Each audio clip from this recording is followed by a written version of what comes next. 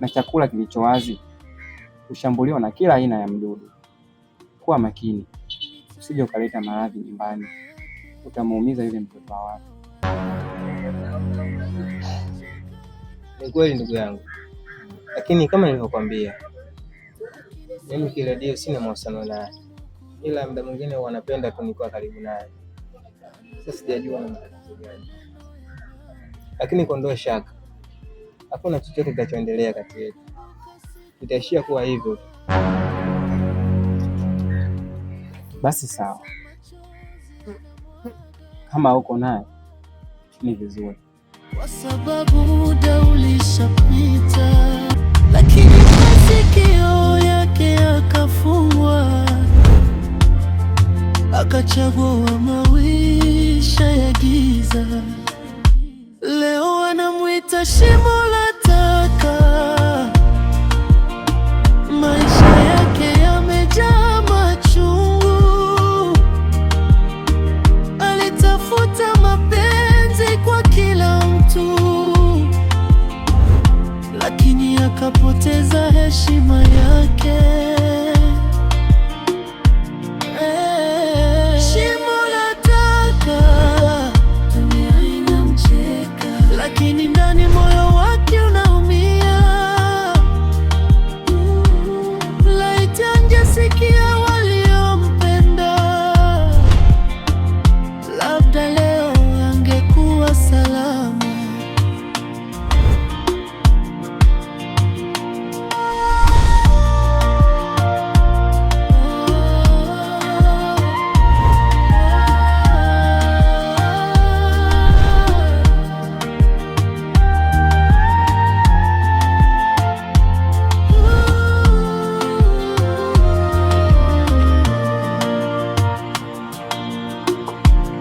Mitaa ikawa nyumba yake, usiku ukawa rafiki yake. Mwili umechoka na maradhi. Mambo poa? Mambo poa. Mzima? Mimi niko poa, sijui wewe? Mimi nipo fresh. Ndio. Sawa. Hakika wewe ni mwanamke mrembo sana, mwenye kile na sifa kuitwa mwanamke, na nimejivunia mambo mengi sana kwako, kwa sababu nimesikia sifa nyingi kwako hapa mtaani. Hivyo basi nimeona si vyema hizo sifa na mimi nikajionea ndani. Sawa, mimi ni nani niweze kupinga? Kama usemacho kinatoka ndani ya nafsi yako. Unajua mwanamke mrembo kama wewe unahitaji mwanaume ambayo sahihi kwako. Hivyo basi naona sio muda wa kupoteza. Kama nifikiri kidogo. Sawa, mimi siwezi kukataa. Alitembea na kila aliyemuita, lakini mwisho akabaki peke yake. Shimo la taka, dunia inamcheka, lakini ndani moyo wake unaumia. Laiti angesikia walio. Vipi mdogo wangu, za siku? Safi dada, shikamoo. Marahaba, umeadimika sana mdogo wangu, sikuoni. Mimi mbona nipo dada? Kweli? Ndio. Mbona kama unaonyesha sura hauna, yaani una huzuni fulani mdogo wangu? Wewe acha tu dada yangu. Yaani shemeji yako siku hizi simuelewi hata kidogo. Yaani amekuwa ni mtu ambaye yuko busy sana, yaani muda wote anakuwa busy na simu yake. Simu yake muda wote yuko busy, anaongea sana na Kiredio. Mpaka nashindwa kuelewa, na kama unavyojua Kiredio ni binti ambaye ana tabia mbaya sana hapa mtaani. Yaani hivi Kiredio ana shida gani Kiredio? Yaani huyu Kiredio kuna dawa yake inachibuka peponi. Dunia, sikiliza hadithi ya Kiredio. Halo. Kwema, tabari sasa hivi. Kumbe wewe ndio wa chumba eh? Chumba kipo. Chumba ni kikubwa tu. Unaweza kuingiza makabati yako mawili, kitanda kinakata kwa na friji inakaa. Kwa hiyo ondoa shaka juu ya chumba ni kikubwa, liko sehemu safi kabisa.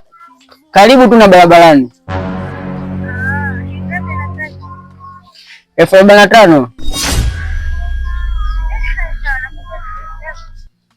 Mpale anapokea miezi 6.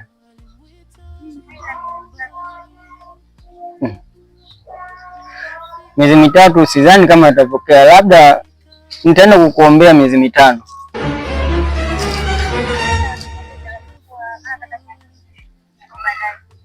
Haina shida, nitakupigia simu baadaye, mipango yote nitaweka sawa.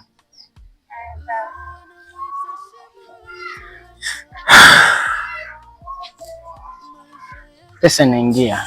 Acha ingie, kwa sababu hata siku tukikosa tunasema leo tumekosa. Lakini kuna kitu ambacho kinanichanganya sana akili yangu kuhusu wewe. Hivi wewe una matatizo gani na mkeo? Kwa sababu mkeo ni mzuri sana, lakini nakuona blazo unahangaika. Una shida gani wewe? Yaani umeanza vizuri sana mwanangu, ndugu yangu. Kwa nini uniulize swali kama hili? Wewe swali unalozungumzia mimi hapa ni la kijinga, la kipumbavu. Halina maana yote. Yaani namaanisha mke wako kakosa nini mpaka unahangaika kwa yule kiredio? Mwanamke mchafu, hapendezi, hajitambui, wewe unahangaika naye wa nini wewe? Kumbe wanamzungumzia kiredio. Naomba nisikilize. Usipende kujaji kitabu kwa kuona tu picha nje. Ni lazima ufungue kurasa, usome, uelewe. Wewe hujui tu kiredio mimi ananipa nini. Basi unajidanganya sana. Alafu kibaya zaidi, mwanamke kama yule mbovu ambaye hata pendeza hata kwanza namchukia. Alafu pili, wewe unatembea naye tu. Hautumii kinga yoyote, unapita tu pekupeku. Wewe utakuja kupata maradhi. Kuhusu maradhi usijali. Mimi bodaboda naendesha, nilikuwa nimevaa helmet. Kwa ngoa shaka juu yangu.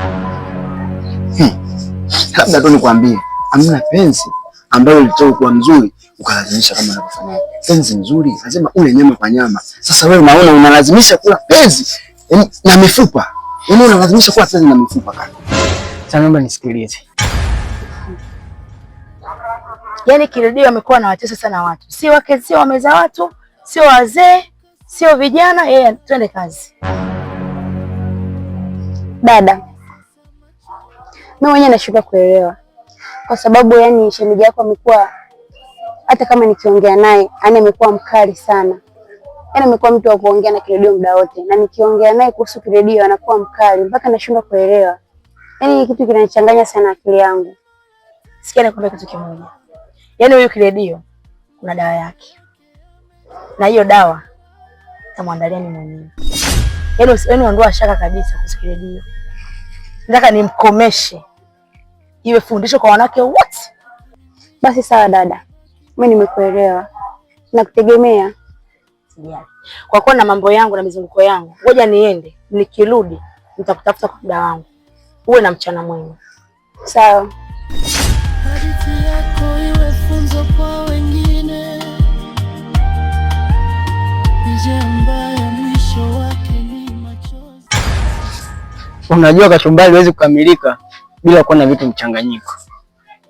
Yaani huwezi ukaweka nyanya tu na kitunguu kasema hii ni kachumbari. Hiyo ni mboga, sio kachumbari. Kachumbari lazima iweke vitu tofauti.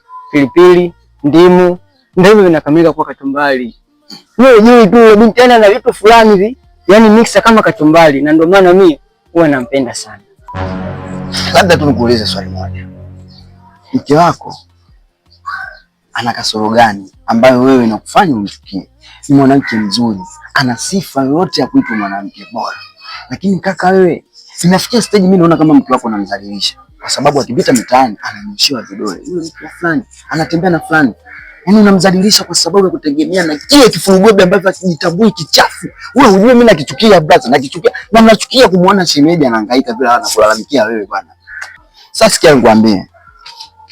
Wewe si umeamua kutembea na yule binti. Ila tu nikwambie, yule mke wako ukija kumwacha, wallahi wa billahi, yule alivyokuwa mzuri, anaolewa. Alafu sasa akiolewa, utakuja hapo unakuja kujiliza hapo. Kipindi hicho wewe kifurugobe chako ambacho sasa hivi unakihangaikia, sijui kiredio amekuacha. Utakuja kulia katika silipo katika umwembe. Utakuja kujutia kaka. Kuhusu uzuri wa mke wangu, ni kweli najua ni nzuri. Na nikwambie tu ile, yani hatuna ratiba kuachana leo wala kesho. Ila kiredio kusema kweli Yaani unajua hata shule kuna walimu wa vipindi tofauti. Kuna mwalimu wa hisabati, kuna mwalimu wa Kiswahili, kuna mwalimu wa Kiingereza. Kwa hiyo kule mimi huenda napata somo la Kiingereza, nikija huko nafundishwa hisabati vizuri sana. Lazima achoke kwa mambo ambayo unamfanyia kaka. Hata ningekuwa mimi na ningechoka.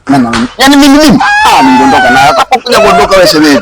Utarudi katika mondona ukikuja kuzungumza. Hichi ninachokuambia. Kwa kiredio ondoa chaka. Yaani sisikii, siambiliki. Kama una ushauri mwingine sema, lakini sio kuachana mimi na kiredio. Mimi sina ushauri mwingine. Yeye anakuambia kabisa kaka, unapoteza kwa kiredio. Kwa kiredio unapoteza. Haujui, ndio maana unaongea yote. Ila laiti ungekuwa unajua. Mimi nakwambia yani usingekuwa unaongea. Sasa sikia. Wewe angaikia mchongo wako. Sawa, ngoja nikaangalie chumba maana mtu mwenyewe nasema nataka amie kesho. Hamna shida, wewe nenda. Angalia. Ukipata maradhi huko usije ukaja hapa. Unanijua mimi wangu ilivyo. Shauri yako. Leo wanamuita shimo la taka. Maisha yake yamejaa machungu. Alitafuta mapenzi kwa kila mtu, lakini akapoteza heshima yake. Shimo la taka, dunia inamcheka, lakini ndani moyo wake unaumia. Laiti angesikia waliompenda. Wewe bana Sagobo. Fresh mwanangu, nashukuru. Vipi baadaye sitatokea? Baadaye kama kawaida, uhakika mwanangu. Basi kwa nini?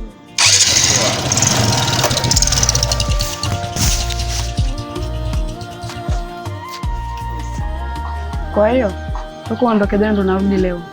Au ndo ulikuwa kwa mwenzako kiredio? Jamani mpenzi wangu. Hata sijakaa chini unaanza kuniuliza maswali kama hayo. Alafu wewe kiredio, mimi sina chochote kinachoendelea kati yangu mimi na yeye. Ni kama rafiki tu. Anakuwaje rafiki yako? Au kama umenichoka na mimi basi mimi niondoke. Kama nilivyokuambia mpenzi wangu. Mimi kiredio yule hakuna kinachoendelea kati yetu. Hebu nielewe basi. Maana nimekuta zaidi ya mara 2 ukiwa naye. Siwezi kuishi maisha ya namna hiyo. Kama umenichoka na mimi niondoke. Hapana, mimi sijakuchoka. Hapana.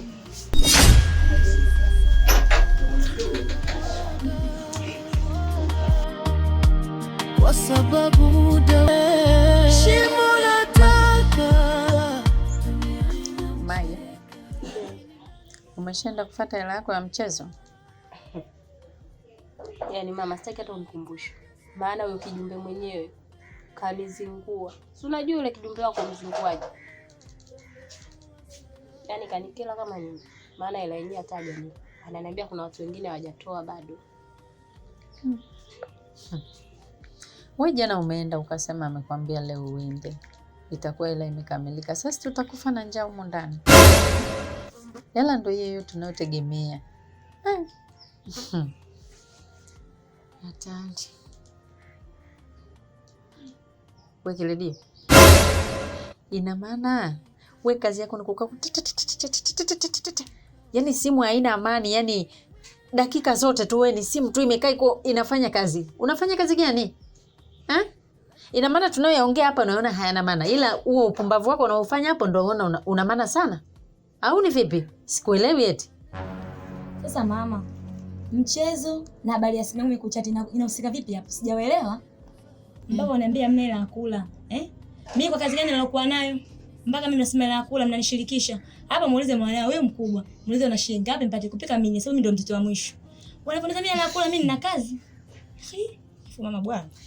Kwamba tunavyolalamika kwamba pesa ya mchezo huku imechelewa kupatikana, tunahitaji ile pesa ingepatikana ili tupate kula humu ndani. Leo toka asubuhi hata chai hatujanywa. Saa 7 hii. Unategemea tunafanyaje? Wewe hata sio kusema kwamba mama basi kwa kuwa ya kula hela imekwama basi mimi hapa na 200. Maana kila siku nakuona huko busy na simu, sijui nini. Yaani huelewi chochote kinachoendelea humu ndani wewe mtoto. Yaani umekaaje wewe mtoto jamani? Hivi wewe ni mtoto wa aina gani? Mtoto wa binadamu au mtoto wa jini au mtoto wa nini wa ibilisi? Mimi sikuelewi. Sasa mama, kama haunielewi, nikuulize wewe, si ndo mama yangu? Wewe ndio kama ulibeba mimba, ulijua kabisa baba yangu kama ni jini, ni sokwe au ndio tuna kitu gani? Wewe. Shimo la taka, dunia inamcheka, lakini ndani moyo wake unaumia. Laiti angesikia waliompenda,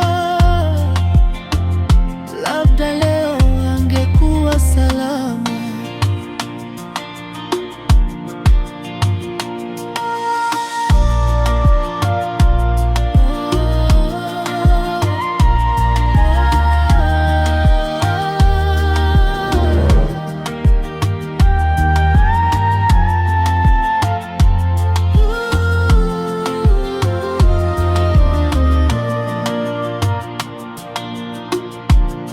Mitaa ikawa nyumba yake, usiku ukawa rafiki yake. Mwili umechoka na maradhi, lakini safari ishakuwa ngumu kurudi.